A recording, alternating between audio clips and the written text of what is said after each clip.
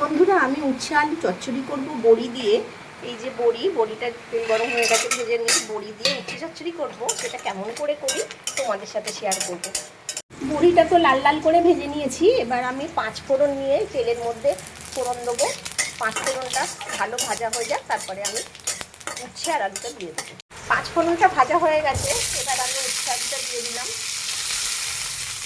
দিয়ে উচ্ছে আলুটা আমি ভালো করে ভেজে নেব, সুন্দর করে ভেজে নেব। হলুদটা দিয়ে দিলাম, অল্প করে হলুদ দেবো। পরিমাণ মতো নুন দিলাম।